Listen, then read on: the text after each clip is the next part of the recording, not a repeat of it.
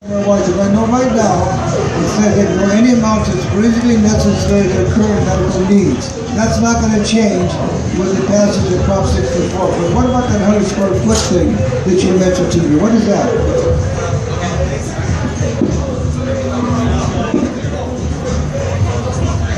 Thanks, Bruce. Thanks, everybody, for being here.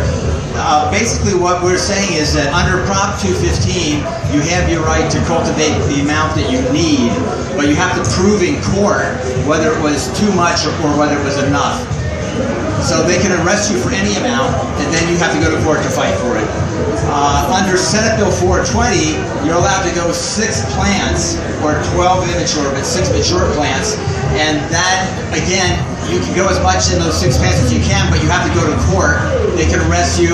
You have to fight it in court to show whether it's a reasonable amount or not. Under McCursa, is that how you guys are saying it, McCursa? Say the letters now. I can't. McRizza? The Medical Cannabis Regulation and Safety Act. You can grow 100 square feet per household, no matter how many patients are. So you might have 1 patient and have 100 square feet. You can have as many plants in there as you want. Again, they could theoretically arrest you and you might have to fight it in court. Under Prop 64, you can grow 6 plants of any size. It's completely legal. You don't have to go to court at all. You can keep the full amount and you can share it with your friends an ounce at a time. And so this is really huge because all these other rights you have are rights, but you have to go to court about it.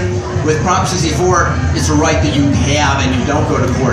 And I don't know if you've talked about it, but the other thing that's critical is that when a police officer smells you right now and you smell like marijuana, they can use that as a reason to search you. And then they can, if they find something in your car, they can go to your house and they can search your house. Under Prop 64, if it passes, the smell of marijuana is no longer a probable cause for search.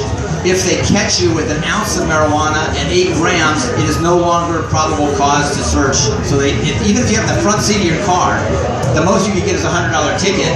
They can't look in your trunk. So think about your trunks, folks. That's where most people are carrying their weed. And so the cop can't look in your trunk if Prop 64 passes. And the other thing is if they look in your backyard and they see 6 plants there, they can't come and search your house. Under the medical marijuana laws, the police can search you at any time and you have to prove that you're a patient, number 1, and that the amount is reasonable, number 2. With Prop 64, that is no longer true. You don't have to be a patient. They can't search you, and you don't have to prove a thing except for that you're 21 years old or above. And so that was what we were talking about. It's a huge increase. Well, and again, not only that, the right that Chris is describing under Prop 64 to cultivate 6 plants is a right that your local government can take from you. And if Prop 64 passes, that's no longer on the table. I still don't understand what you're saying. What's the 100 square feet got to do with it? What does that got to do with it, 100 square feet? That's the carve out for the licensing requirement under MCRSA. If you only grow that much, you don't have to get a state license under MCRSA. But you may have to get a local permit, or the local government may say, great, that state law is fantastic.